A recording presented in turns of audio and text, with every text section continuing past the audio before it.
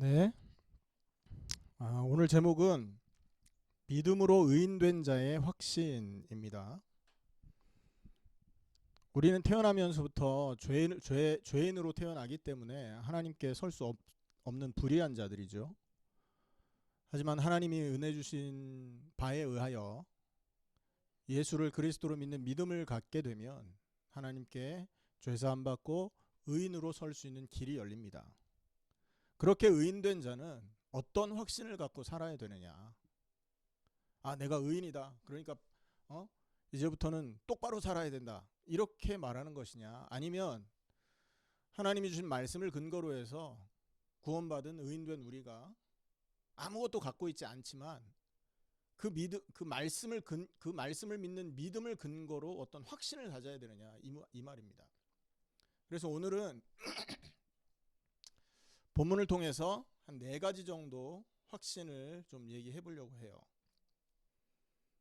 오늘 우리가 본문을 읽어보면 알겠지만 오늘도 본문에서 다윗이 많은 고통을 당하면서 시를 적습니다.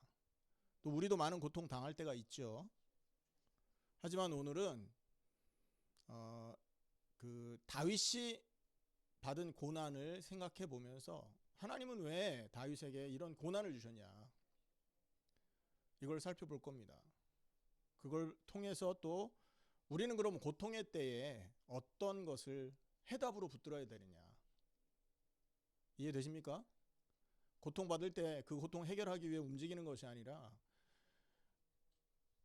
그 고통 안에서 우리가 놓치지 않아야 되는 진짜 해답, 이거를 우리가 가지고 있어야 된다는 거죠. 그게 뭔지를 살펴볼 거고, 결론 부분에서는 우리가 가질 확신이 한 4가지 정도가 있는데 그 본문에서 어떤 이제 확신을 가져야 되는지를 좀 살펴볼 겁니다. 그래서 왜 고통당하는지에 대해서 2가지, 또 본문을 통해서 우리 의인들이 가지고 있어야 될 확신 4가지 좀 살펴보려고 합니다. 자, 그러면 본문을 한번 살펴보겠습니다. 이 본문은 우리가 지지난주 계속 살펴보는 바와 같이 이 다윗이 사울 임금 사울 왕의 추격을 도망하면서 적은 시입니다. 여러분, 지난번에 사건들 기억하십니까? 도액의 사건.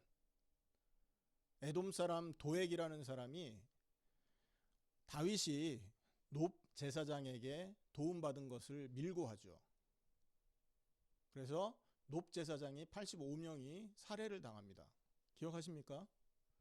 그 사건이 일어나고, 사실은 그 사건이 있기 전에 잠시 다윗이 블레셋 지방으로 도망을 합니다. 그러니까 높 지방에 가서 아히멜렉한테 도움을 받았단 말이에요. 기억하십니까? 이게 사무엘상 21장의 내용인데, 아히멜렉이라는 제사장이 고난 이렇게 굶주리고 이렇게 목말라 하는 다윗과 그 일행들에게 도움을 베풀어요. 그리고 다윗이 아무 무기가 없으니까 골리앗이 썼던, 다윗에 의하여 죽임당했던 골리앗 있죠? 그 골리앗이 갖고 있던 칼을 다윗에게 선물로 줍니다. 그 일 이후에 다윗이 잠깐 사울을 피해서 블레셋 지방으로 도망을 해요. 그런데 그 블레셋 지방에 아무 그 배경이 없이 도망갔다 보니까 살아남아야 되니까 미친 척을 해요. 그래서 막 침 질질 흘리면서 이상한 짓 하고, 그래서 이런 과정을 통해서 이 다윗이 이렇게 그 위험을 모면했던 그런 기록이 있죠. 자, 그리고 그 후에 시간이 조금 흐릅니다. 시간이 흘러서 다윗을 기름 부었던 사무엘 제사장이 죽고 나서 2번째로 사울 피해서 블레셋 땅으로 도망을 한 적이 있어요. 거기서 한 1년 4개월 정도 머무르게 되거든요. 그게 사무엘상 27장 말씀입니다. 이때 다윗에게는 많은 그 동료들이 생겨요. 한 600명 정도가 생긴다고요. 그래서 많은 세력이 있기 때문에 블레셋 지역에 있던 귀족들, 방백이라고 하죠. 그들에 의하여 견제를 많이 받았습니다. 그래서 다윗을 시기하고 다윗을 배척하는 일들이 많이 있었어요. 거기에는 사무엘상 27장에는 그 다윗의 심정이 기록되어 있지 않기 때문에 그 상황이 다윗에게 얼마나 괴로운 일이었는지 잘 이해할 수 없었습니다만, 오늘 배경 속에, 오늘 시편 이 56편에 나와 있는 내용 속에 그 사건 때문에 다윗이 어떤 마음을 갖고 있었었는지를 이렇게 예상해 볼 수 있게 되는 자료를 우리가 갖게 된 거예요. 여러분도 읽어보시면 아시겠지만 이 상황에서 다윗이 두 번째 블레셋 지방에 도망갔을 때 굉장한 두려움이 있었다는 거죠. 그 내용들을 본문을 통해서 짐작해 보는데요. 자, 1절에 보면 블레셋 사람들, 블레셋 방백들이 어떻게 했냐? 나를 삼키려고 종일 치며 압제했다. 그죠? 1절에 그렇게 하고 있고 2절에는 교만하게 치는 자들이 많습니다. 하나님 앞에 교만한 마음을 갖고 있었다는 거죠. 겸손한 하나님의 사람들이었다면 다윗을 괴롭히지 않았을 것입니다. 자, 3절에는 내가 두려운 날에는 주를 의지합니다. 이 말은 무슨 말이겠어요? 세상 바라보면 이 문제 속에서 나는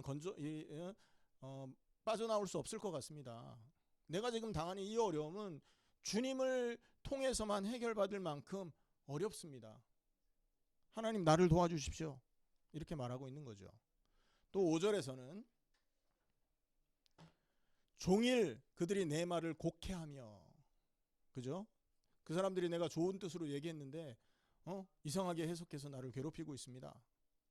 나는 좋은 뜻으로 블레셋을 돕고 좋은 뜻으로 이 그 전쟁에 참여하려고 하는데 그들은 나를 모함해서 저 전쟁에 참여하면 적군과 연합해 갖고 블레셋 왕을 죽이려고 합니다. 라는 식으로 자꾸 오해되는 말들을 하는 거예요. 사무엘상 27장에 보면 블레셋 지방에 아말렉이 쳐들어옵니다. 그 사건이 배경이 되는 거죠. 그래서 다윗이 1년 4개월 있는 동안에 블레셋 편에서 그 아말렉과 전쟁을 치르려고 하는데 방백들이 어이 얼씬도 하지 못하게 하십시오. 저 다윗이 골리앗 죽인 사람 아닙니까? 혹시라도 그 전쟁에서 저 다윗이 변심해서 왕을 죽일 수 있지 않겠습니까? 그러니까 그 전쟁에는 참여시키면 안 됩니다. 이런 식의 오해되는 일들을 당했다라는 것입니다. 그래서 그들의 모든 생각은 사악합니다. 이렇게 말하고 있고요. 6절에 보면 생명을 엿보았던 것 같이 또 모여서 숨어서 내 발자취를 지켜봅니다. 그 말은 무슨 말이에요? 애초에 다윗을 죽이려고 여러 번 시도가 있었다는 것이죠. 그리고 지금도 다윗을 죽이려고 염탐 중에 있는 겁니다. 허점을 보면 화를 쏘든지 자객을 보내든지 해서 죽이고 싶어 하는 것이죠. 그리고 8절에는 나는 유리하며 방황합니다. 이렇게 말합니다. 마음이 정처를 둘 곳이 없습니다. 여러분 그런 경험 있잖아요. 어디를 가도 환영받지 못하는 경우를 우리가 당할 때가 있어요. 그죠? 나를 사랑하던 가족, 나를 사랑하던 친구, 친척조차도 나를 배척하는 경우를 당하면 우리 마음은 어떻겠습니까? 너무나 외롭고 너무나 괴롭고 고독하겠죠. 그것 때문에 다윗은 어떤 고백을 했냐? 나의 눈물을 주의 병에 담아 주십시오. 이런 고백을 합니다. 주님이 무슨 병이 있겠어요. 그죠? 이 말은요. 다윗이 이렇게 울 때 그 눈물이 침상을 띄웁니다라는 표현이 있지 않습니까? 그와 같은 비유적인 표현이겠죠. 그만큼 슬펐다는 것입니다. 자, 이상의 내용에서 보면 우리가 예상할 수 있고 짐작할 수 있는 게 뭡니까? 굉장한 고통이 다윗에게 있었다라는 거죠. 굉장한 고통을 다윗이 느끼는데 목숨이 위협받을 정도였다라는 것입니다. 자, 이게 지금 이 본문의 배경 속에 나타나 있는 다윗의 상황이에요. 자, 그 다음입니다. 하지만 이 다윗이 있잖아요. 이런 고통 속에서 일반인들 같으면 어떻게 하겠어요? 좌절하고 실망하고 하나님을 원망하고 뭐 주변을 저주하고 자기 환경을 이렇게 비관하겠죠. 하지만 다윗은 이 고통 상황에서 우리에게 중요한 교훈을 하나 주는 게 있습니다. 이렇게 무서운 고통과 생명의 위협을 주는 두려움의 상황들이 다윗을 철저하게 무너뜨린 것이 아니라 이 상황이 다윗으로 하여금 하나님을 더욱 신뢰하게 만들었다는 데 우리는 주목을 해야 된다는 겁니다. 뿐만 아니라 하나님과의 교제를 더욱 깊어지게끔 만들어주는 역할이 바로 이런 어려운 상황들이었다라는 점이에요. 다음과 같은 다윗의 고백들이 지금 말씀드렸던 이 사실들을 뒷받침하는데요. 3절에 보세요. 우리 3절 한번 같이 읽어보겠습니다. 시작. 내가 두려워하는 날에는 내가 주를 의지하리이다. 맞죠? 더 하나님을 의지하고 있고 더 하나님을 신뢰하고 있다는 거예요. 4절입니다. 같이 읽습니다. 시작. 내가 하나님을 의지하고 그 말씀을 찬송하올지라. 내가 하나님을 의지하였은즉 두려워하지 아니하리니 혈육을 가진 사람이 내게 어찌하리이까. 맞죠? 두렵고 어렵고 절망 속에 빠질 만한 괴로운 상황이 다윗의 주변에 다윗을 둘러싸고 있었지만 다윗은 그 상황에서도 실망하지 않고 하나님을 더 의지하고 하나님께 더욱더 가까이 나아가는 선택을 했다는 것입니다. 그래서 9절에 보면 하나님께 기도한 장면이 나와요. 9절도 한번 보시기 바랍니다. 같이 읽습니다. 시작. 내가 아뢰는 날에 내 원수들이 물러가리니 이것으로 하나님이 내 편이심을 내가 아나이다. 여러분 그 밑에 관주 그 주석에 보면 뭐라고 나와요? 다른 해석인데요. 다른 사본의 해석인데 이같이 아는 것은 하나님이 나를 위하심이니이다. 이렇게 말을 하고 있죠. 자, 무슨 말이냐? 내가 하나님께 기도하는 날 하나님은 원수들이 물러가게끔 할 것이고 그것을 통해서 내가 하나님이 나의 편이심을 내가 알 것입니다. 또는 내가 이같이 알고 있는 것은 하나님이 늘 나를 위하셨던 분이기 때문에 내가 이런 고백을 하고 있는 겁니다. 라고 해석이 가능하다는 것이죠. 이해되시죠? 그리고 13절 보세요. 같이 읽습니다. 시작. 주께서 내 생명을 사망에서 건지셨습니다. 주께서 나로 하나님 앞 생명의 빛에 다니게 하시려고 실족하지 아니하게 하지 아니하셨나이까. 자, 주께서 내 생명을 사망에서 건지셨습니다. 이렇게 말하지 않았습니까? 어떤 상황이 와도 지금 우리가 살펴본 구절을 근거로 해봤을 때 다윗은 하나님을 신뢰하는 마음을 버리지 않았다는 것입니다. 이게 이게 진짜 믿는 사람의 모습인 것이거든요. 자기에게 유익할 때는 하나님 찬양하고 자기에게 조금 도움이 될 것 같을 때는 교회에 열심히 봉사 헌신하고 예배도 열심히 참석하고 많은 사람 앞에 막 이렇게 쇼업이라고 하는데 보이는 일 많이 합니다. 하지만 그런 모든 행동이 나에게 만족이 안 되고 그런 모든 행동이 나에게 유익이 없다라고 판단되니까 내가 언제 그랬냐는 식으로 하나님을 싹 외면하는 사람이 요즘에 얼마나 많습니까, 여러분? 과연 그들이 하나님을 믿는 사람이겠습니까? 지금 오늘 우리가 지금 살펴본 이 내용을 통해서 우리가 평생에 놓치지 않아야 될 교훈이 이 다윗의 인생을 바라보면 우리에게 그 교훈이 주어지게 된다라는 것이죠. 놓치지 않아야 된다는 것입니다. 이것이 이 어려움 상황에서 다윗이 했던 행동이죠. 그리고 또 하나, 이 어려운 상황을 맞닥뜨리고 있고 온 주변이 자기의 원수들로 둘러싸여 있음에도 불구하고 다윗은요, 그 상황에서 하나님을 예배하고 하나님께 감사 제사를 드리겠습니다라는 서원을 잊지 않았습니다. 여러분, 이게 보통 일이겠습니까, 여러분? 웬만한 사람은 있을 수 없는 일입니다. 솔직하게 어려움 우리 당해보지 않습니까? 그 어려움 속에 우리가 빠지면 하나님께 감사 예배 드리겠습니다. 어떻게 서원하겠어요? 당장에 저 이스라엘 백성이 하나님 원망하듯이 하나님 어찌하여 나를 이 고통 속에 밀어 넣었습니까?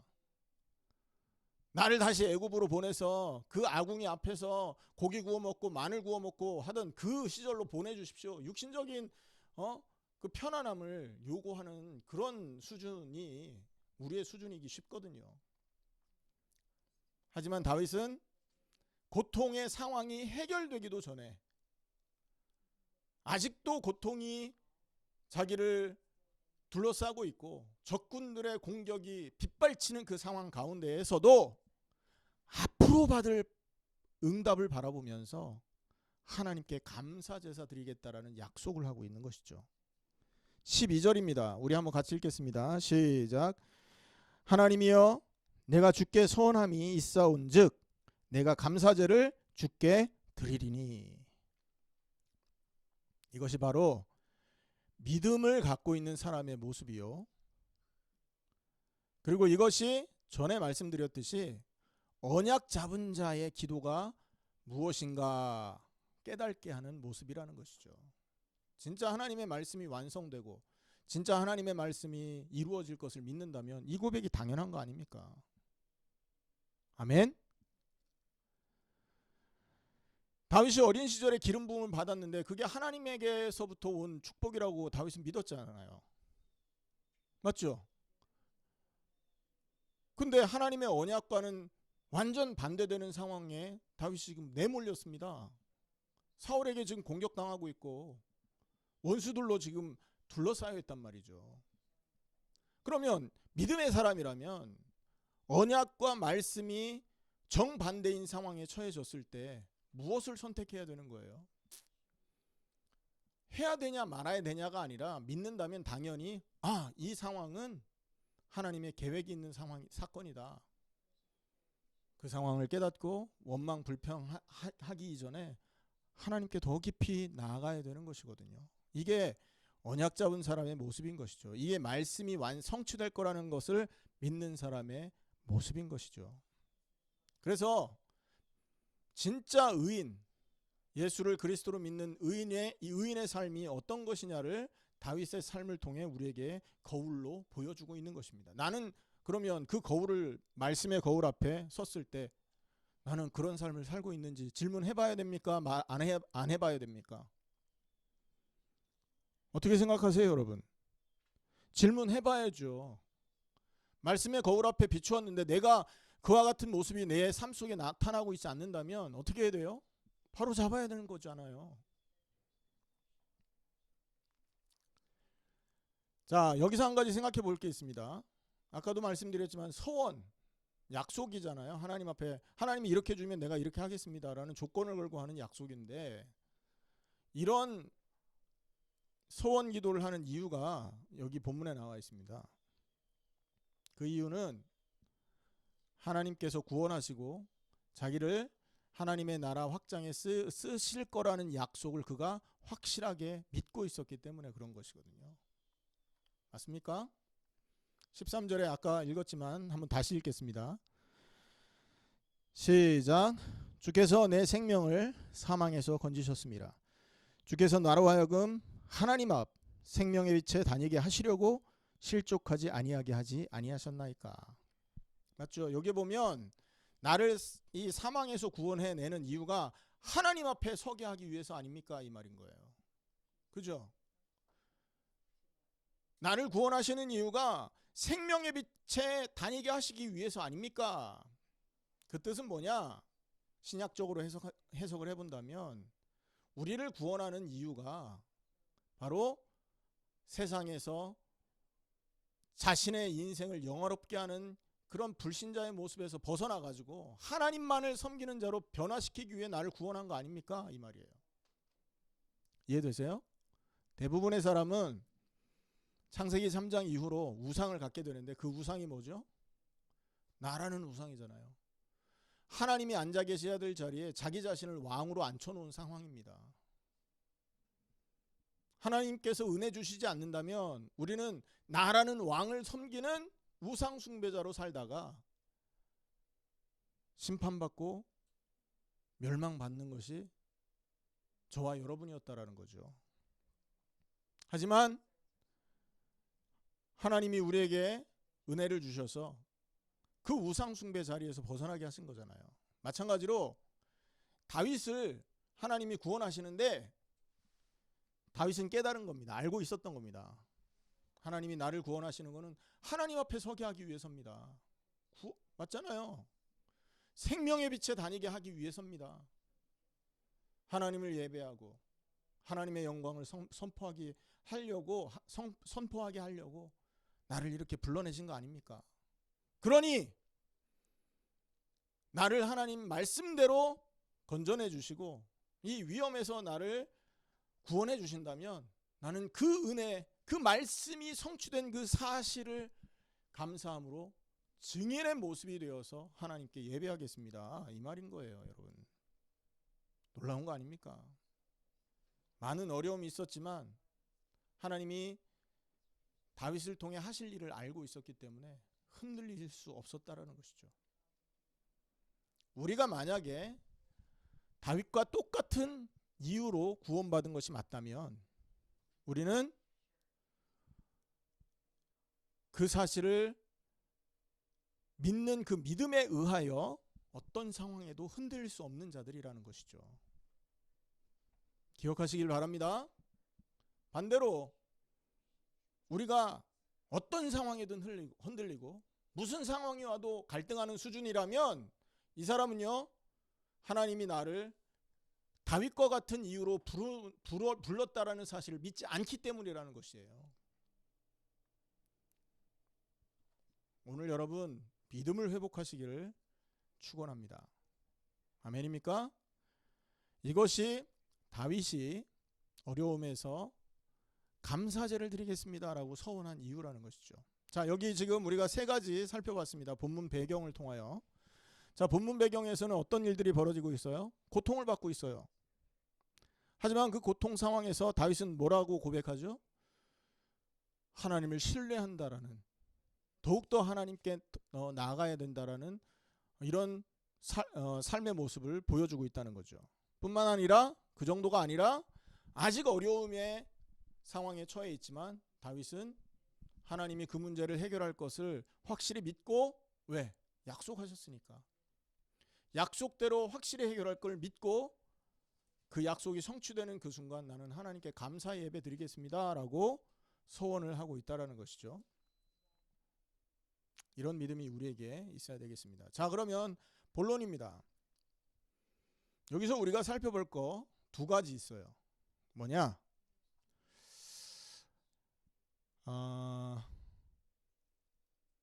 하나님께서 다윗의 하나님께서 다윗을 이 고통 속에 밀어 넣으신 이유가 무엇이냐라는 것을 살펴봐야 되는 겁니다.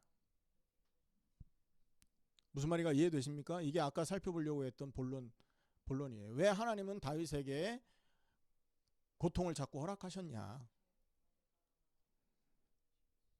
답부터 얘기한다면 첫째는요, 다윗의 인생을 통하여 메시아를 예표하고 있다는 거예요. 그것 때문에 고통 속에 집어넣으신 겁니다.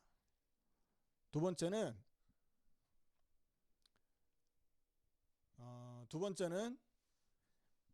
다윗의 삶을 통해서 믿음 있는 자는 어떤 삶을 살아야 되느냐를 보여주기 위해서라는 거죠. 그럼 결론적으로 다윗이 고통당하는 이유는 뭡니까? 누구를 위해서입니까? 저와 여러분을 위해서예요. 맞죠? 왜냐? 다윗을 통하여 메시아를 보여주고 있잖아요. 다윗이 고통당하는 그 일을 통해서 그리스도가 어떠할 것이다, 우리를 구원하기 위해서 하실 일이 이런 것들이다 라고 보여주고 있단 말이에요. 그 그리스도 우리를 위해 이 땅에 오신 분이지 않습니까? 그리고 믿는 자의 삶이 어떤가를 보여준단 말했어요. 우리의 삶을 보여주기 위해서라는 거죠. 그렇기 때문에 다윗의 고통은 사실은 저와 여러분 때문에 일어난 일들이라는 것을 기억하셔야 됩니다. 자, 그러면 살펴봅시다. 하나님은요, 그의 인생을 통해서 그리스도, 오실 그리스도가 이 땅에서 이유 없이 불신자들에 의하여 고난을 받으시고 불신자들에 의하여 핍박을 받을 것이다라는 것을 보여주고 계시는 거예요. 여러분 기억해 보세요. 신약에 보면 예수님께서 고통당한 이유가 잘못한 것이 있었기 때문이에요? 없었기 때문이에요? 유대인 바리새인들에게 예수님이 고통당하는 이유는요, 하나님의 말씀을 따랐기 때문에 고통당했던 것입니다. 맞죠? 만약에 예수님께서 유대인의 전통과 또 그 당시 사람들이 가르쳤던 그런 교훈들을 따랐다면 예수님이 고난을 당할 이유가 없었지 않습니까? 맞죠?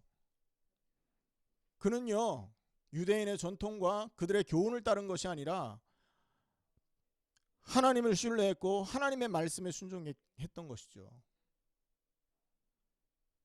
죽기까지 순종했고요.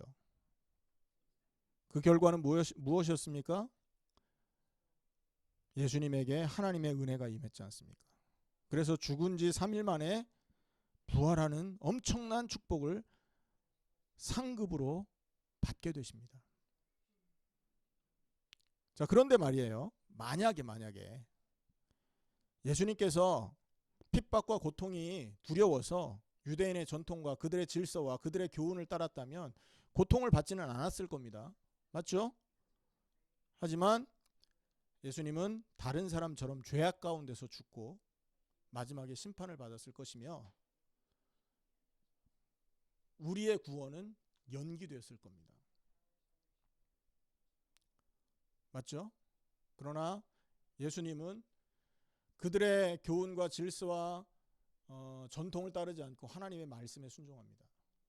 그로 인하여 핍박과 고통을 받긴 하셨지만 3일 만에 부활하셨고 우리를 구원하는 구원자로 인정받으시고 온 땅에 선포됐고 하나님 우편에 승천하셔서 앉아 계십니다.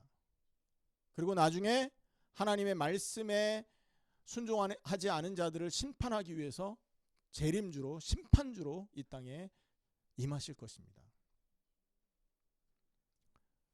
이것이 다윗의 인생 속에 드러나 있다는 거죠. 왜 그렇습니까? 자 보세요. 다윗도 하나님의 말씀에 의지해서 목동생활 했잖아요. 맞죠? 그리고 하나님의 말씀을 의지해서 골리앗을 물리쳤잖아요. 골리앗 물리친 게 자기의 능력으로 물리친 거 아니란 말이에요. 하나님의 언약과 하나님의 능력을 믿는 그 믿음 안에서 너는 칼과 단창으로 내게 오지만 나는 만군의 여호와 이름으로 네게 나간다라고 고백하고 골리앗을 무너뜨린 것입니다. 무슨 큰 전략이 있었던 게 아니잖아요. 단지 믿음으로 말씀에 순종하는 마음으로 하나님 앞에 섰을 때 하나님이 골리앗을 물리친 것이잖아요. 그 전대미문의 엄청난 사건은 당시 사람들에게 칭송받기에 충분했습니다. 문제는 그 일 이후에 다윗은 사울 임금의 미움을 사서 죽을 고비를 여러 번 넘기게 됐죠.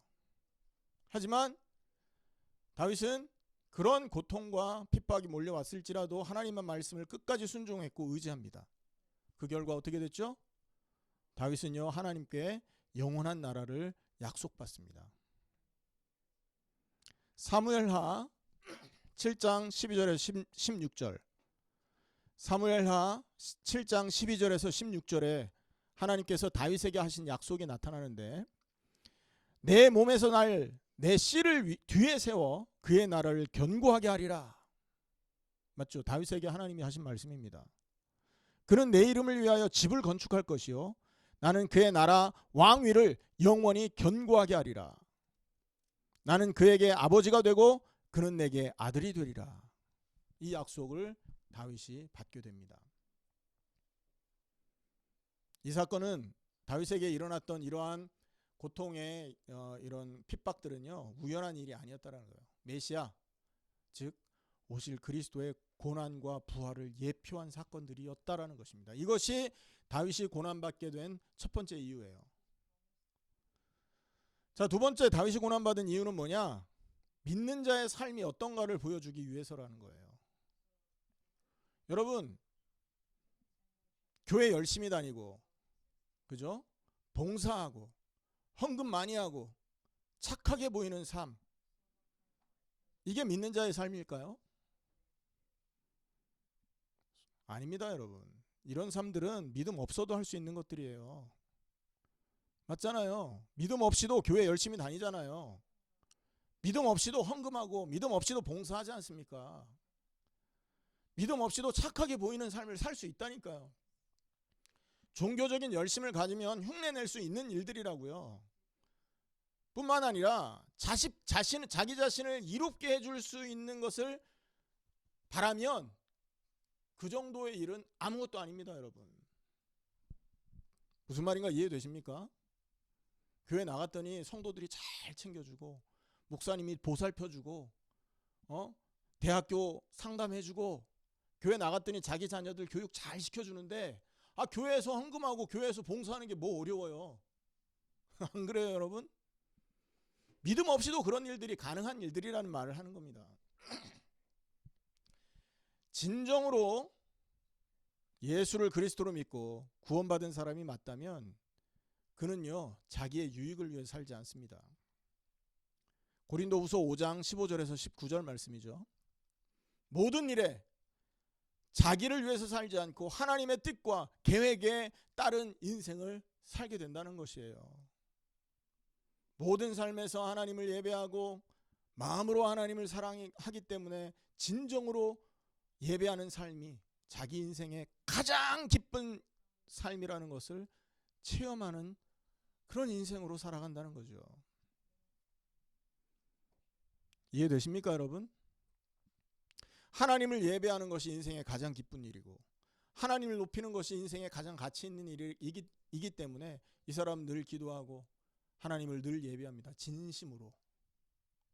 어떤 가식에 의하여, 어떤 누구의 부탁에 의해, 요구에 의해서가 아니라 진정으로 혼자 있든 함께 하든 어느 장소에 가든 하나님을 예배할 것을 고민합니다. 왜?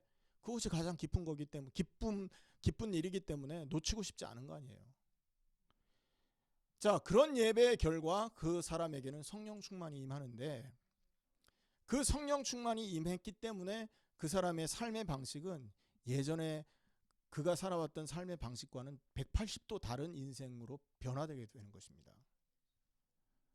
그전에는 어떻게 살았냐 하면, 내 삶을 어떻게 하면 유익하게 할 것인가, 이게 그 사람의 생각이었어요.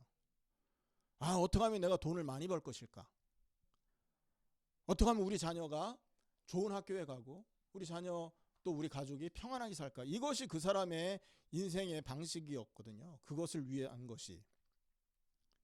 하지만 이 사람이 하나님을 예배하고 하나님을 기뻐하기 때문에 그 예배를 통해서 얻은 성령 충만의 결과 이 사람은 어떤 생각을 하게 되느냐 하면, 사도행전 2장 1절에서 47절 말씀을 근거로 어떻게 하면 하나님께 영광 돌리는 것이, 또 어떻게 해야 내 삶이 하나님의 역사를 체험하게 할까, 이런 고민을 한다는 거죠. 내가 이렇게 하는 게 성령이 인도하는 길이 맞나? 이 고민을 하고 하루하루를 사는 겁니다. 내가 이 말을 하고 내가 이 일을 할 때 과연 복음이 증거될까? 과연 전도의 문이 열릴까? 이런 질문을 하면서 삶을 살아간다는 거죠. 이것이 성령 충만한 사람의 삶입니다. 여기에는요, 나라는 우상이 끼어들 수가 없는 것입니다. 혹시 여러분 이 자리에 교회에서 삶이 다르고 학교에서 삶이 다르고 직장에서, 가정에서의 삶이 다른 사람이 있다면 이 사람은 아직 나라는 우상을 버리지 못한 사람인 것입니다. 하나님을 예배하고 그분을 높일 때 우리에게 임하는 성령의 충만이 절대로 나를 위한 삶을 살 수 없게 만들고, 내 삶을 하나님께 사용하셔서 또 다른 사람을 살리는 데까지 우리를 이끌어가는 것을 보는 것입니다. 이게 성령 충만한 사람의 모습인 것이거든요. 다윗이 이런 삶의 모범을 보여줍니다. 자, 적들에 의해서 위기의 상황에 몰려 있는데 다윗은 하나님께 더 가까이 나갑니다. 그리고 그 하나님께 가까이 나아가서 자신이 겪고 있는 상황을 기도합니다. 8절 9절이죠. 나의 유리함을 주께서 계수하셨사오니 나의 눈물을 주의 병에 담으소서. 주님께서 계수하셨다. 주님께서 내 걸 다 아시지 않습니까? 알고 있는 거죠. 뭘 말하느냐? 다윗은요, 모든 해답이 하나님이다 라고 생각한 겁니다. 아멘. 모든 해답이 누구라고요? 모든 해답이 하나님이다 라고 고백한 거라고요. 이 말은 하나님이 우리 문제를 해결해 주는 어떤 도구 수단이 아니고 그 하나님 자체가 해답이라는 말인 거예요. 그러니까 문제 앞에서 하나님께 나아갈 수 있었던 것이에요. 이게 우리에게 회복되어야 됩니다. 진정으로 하나님을 믿고 의지하는 사람이 저와 여러분이라면 오늘부터 우리는 하나님께 더욱 가까이 나가 더욱더 하나님과 교제하는 그 자체가 우리에게 최고의 행복이 되며 우리 모든 문제에 완전한 답이라는 사실을 알게 될 것입니다. 이런 응답이 저와 여러분에게 있기를 축원합니다. 자, 말씀을 다시 한번 간추려 보겠습니다. 다윗이 왜 고통당했냐? 두 가지라는 것이죠. 맞습니까? 첫 번째는 메시아를 예표한 것이고 두 번째는 믿는 자의 삶이 어떠한 것을 보여주기 위해서다라는 것입니다. 그 설명한 겁니다. 지금. 자, 결론입니다. 네 가지 확신을 얘기하고 마치겠습니다. 자, 다윗이 지금 하나님을 믿는 사람으로서의 모범을 보여주고 또 하나님을 믿는 자의 삶이 이렇다라는 것을 이 본문을 통해서 알려주셨잖아요. 알려주고 있잖아요. 맞죠? 그러면 우리는 이곳에서 교훈을 받아야 됩니다. 정말 내가 예수를 그리스도로 믿는 믿음 때문에 의인이 되고 구원받았다면 이 본문 안에서 다윗이 가지고 있었던 확신을 저와 여러분이 함께 갖고 있어야 된다는 것이죠. 왜? 같은 믿음의 대상을 갖고 있잖아요. 다윗도 하나님을 믿었고 우리도 하나님을 믿는 거지 않습니까? 다윗의 믿음과 우리의 믿음이 같은 거라면 확신도 같은 것이라니까요. 첫 번째입니다. 기억하십시오. 주를 의지하는 자들은 아무것도 두려워할 것이 없다라는 확신을 갖기를 축원합니다. 아멘. 4절 한번 같이 읽습니다. 시작. 내가 하나님을 의지하고 그 말씀을 찬송하올지라. 내가 하나님을 의지하였은즉 두려워하지 아니하리니 혈육을 가진 사람이 되게 어찌하리까. 10절 11절에도 똑같이 말하고 있습니다. 주를 의지하는 자는 아무것도 두려워할 것이 없다. 왜냐? 하나님을 이길 자가 아무도 없기 때문에 그렇습니다. 죽음이 이길 수 있습니까? 죽음이 우리를 이기나요? 위험이나 칼이나 핍박이나 그 어떤 것도 우리를 그리스도의 사랑에서 끊을 수 없다. 바울은 얘기하고 있었지 않습니까? 우리가 주님을 의지하는 믿음이 굳건하다면 아무것도 두려울 게 없는 것입니다. 하나님이 함께 하시기 때문이죠. 두 번째 확신입니다. 주님이 내 고통을 아시고 내 신음을 듣고 계신다라는 확신입니다. 아멘. 여러분은 혼자가 아니에요. 여러분이 만약에 혼자 거하고 계신다면 그 시간에 하나님이 그걸 여러분에게 그 시간을 허락한 이유는 그 시간에 하나님이 만나고 싶어서 여러분을 혼자 두신 것입니다.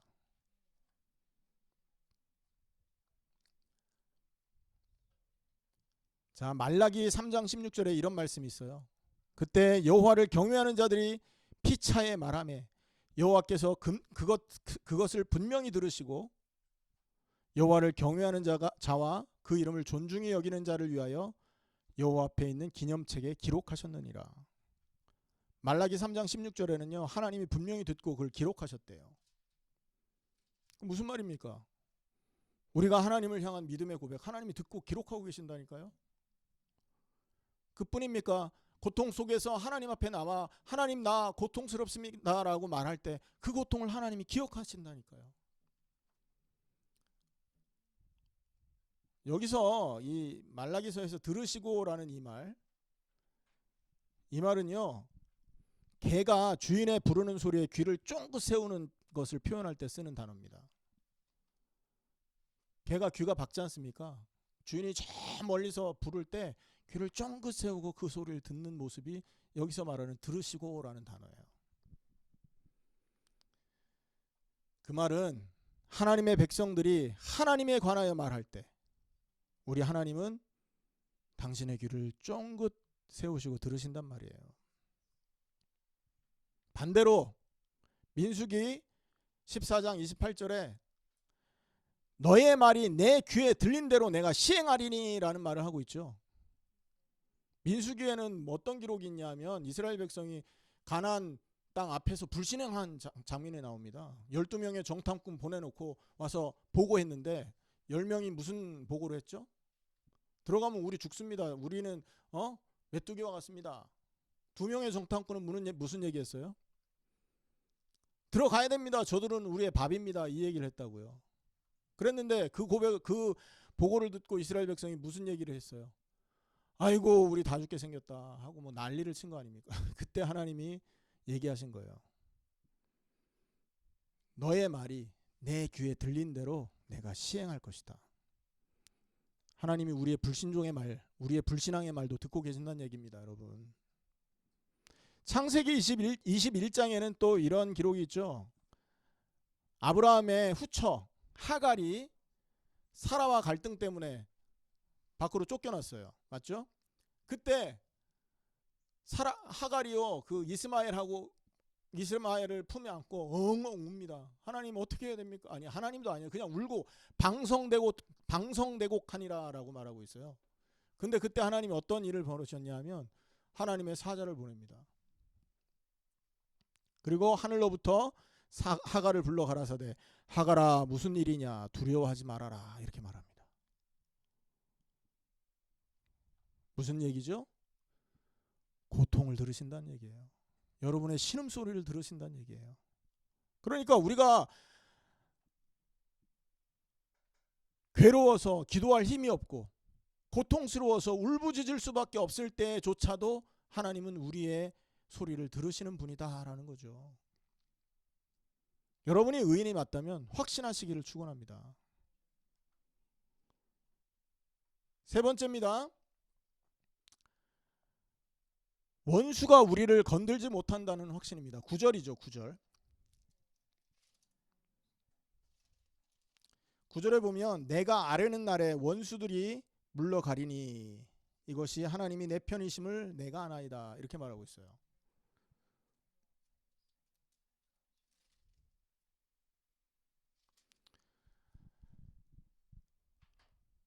원수가 하나님의 백성을 건들 수 있습니까? 없습니까? 마태복음 16장 18절 말씀에 주는 그리스도시요 살아계신 하나님의 아들이다 라고 고백한 베드로에게 예수님이 어떤 약속을 했죠? 음부의 권세가 너를 이기지 못할 것이다 이렇게 말합니다. 지옥의 권세, 흑암의 권세가 예수를 그리스도로 믿는 그 믿음의 사람을 흔들지 못할 것이다. 할렐루야. 믿으시기 바랍니다. 확신하시기 바랍니다. 마가복음 16장 17절 18절 믿는 자들에게는 이런 표적이 따르리니 곧 그들에게 내 이름으로 귀신을 쫓아내며 새 방언을 말하며 뱀을 집어 올리며 무슨 독을 마실지라도 해를 받지 아니하며 병든 자에게 손을 얹은 즉 나으리라. 원수가 건들지 못한다라는 걸 말하는 겁니다. 요한일서 5장 18절 하나님께로서 난 자마다 범죄하지 아니하는 줄을 우리가 아노라. 하나님께로서 나신 자가 그를 지키심에 악한 자가 그를 만지지도 못하리라. 아멘.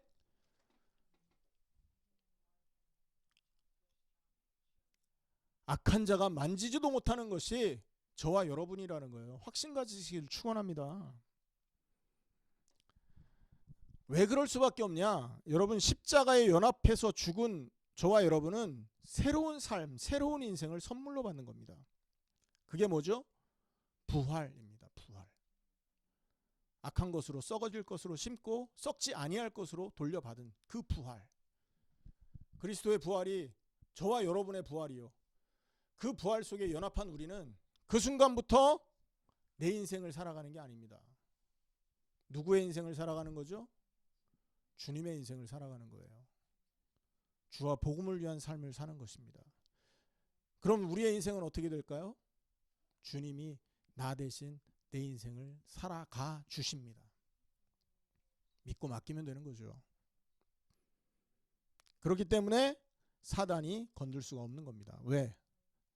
사단이 공격할 대상이 없어지고 사단의 머리를 깨뜨리신 그리스도가 내 안에 계시기 때문에 그렇습니다. 이것이 부활이요, 이것이 거듭남임을 기억하시길 바랍니다. 마지막으로 가질 확신 네 번째는요, 하나님을 예배하는 것은 최고의 축복이라는 확신입니다. 뭐라고요? 무슨 확신? 하나님을 예배하는 것은 최고의 축복이다라는 확신이라는 거죠. 다윗은 13절에서 감사제를 서원하고 있는데 그 이유가 뭡니까?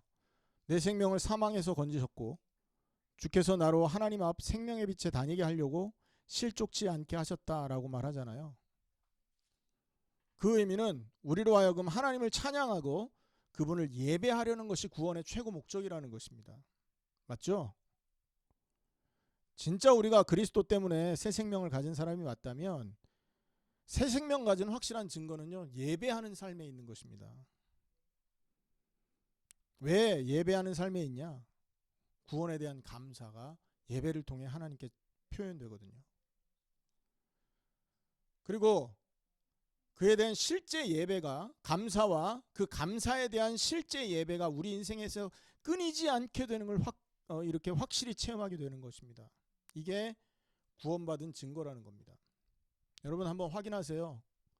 오늘 짧은 시간이지만 우리가 드리는 이 예배가 여러분에게 진짜 감사함으로 드려지는 예배인지 아니면 다른 이유 때문에 드려지는 예배인지. 뭐 다른 이유라면 뭐가 있을까요? 우리 그 자녀들은 부모의 강요에 의하여 드려지는 예배일 수 있죠. 예배 안 드리면 혼나니까. 사업하는 분들은 예배에 오는 이유가 뭐가 될 수 있어요? 사업 잘 되게 하고 돈 버는데 좀 인간관계 넓히는 그런 도구로 예배 드리는 경우 있지 않습니까? 여러분 처녀총각, 청년들은 어떤 이유가 있을 수 있을까요? 교회 갔더니 예쁜 자매도 많고 잘생긴 총각도 많더라. 그래서 옛날에는 교회가 예배당이 아니라 연애당이라는 그런 별명도 있었습니다. 그죠? 이런 다른 이유 말고 정말로 십자가를 통해서 부활을 선물하신 그 그리스도의 은혜가 너무나 감사하고 그 구원을 우리에게 베푸신 그 하나님의 은혜가 너무나 감격스러워서 하나님께 예배를 하고 있는지 확인하셔야 됩니다. 그것을 여러분 우리가 회복하지 못한다면 우리는요 우상 숭배를 하고 있는 것입니다. 그리스도의 죽음과 부활을 최고의 선물로 생각하고 믿는 우리란다면 하나님을 예배하는 삶을 회복하는 것은 우리에게 당연한 삶이 되는 겁니다. 오늘 말씀 마치겠습니다. 다윗의 이 본문 배경을 통해서 다윗이 왜 고통을 하나님은 왜 다윗에게 고통을 주셨냐, 두 가지 이유 말씀드렸습니다. 맞죠? 메시아의 예표로 우리에게 보이시기 위해서. 두 번째는 뭐였습니까? 믿는 의인으로 의인된 자의 삶의 모범이 무엇인지 그걸 보여주기 위해서라고 그랬죠. 그러면 의인된 우리는 문제가 오면 어떻게 해야 돼요? 하나님이 해답이구나 하고 하나님께로 더 가까이 가야 된다는 거죠. 아멘. 그리고 마지막 결론으로 정말로 믿음을 갖고 있는 의인이란다면 오늘 본문에서 다윗이 보여줬던 네 가지 확신이 저와 여러분의 것이어야 되는 것입니다. 첫 번째가 뭐였습니까? 확신 첫 번째, 아무것도 두려워할 거 없다. 두 번째는 하나님이 내 고통을 아시고 나의 신음을 들으신다는 확신. 세 번째는 원수 마귀가 우리를 절대 건들 수 없다라는 확신. 그리고 마지막 네 번째는 하나님을 예배하는 것이 최고의 축복이다라는 확신. 이 확신 안에서 하나님께 영광 돌리며 하나님의 이름을 영화롭게 하는 저와 여러분 되기를 예수님의 이름으로 축원합니다. 기도하겠습니다.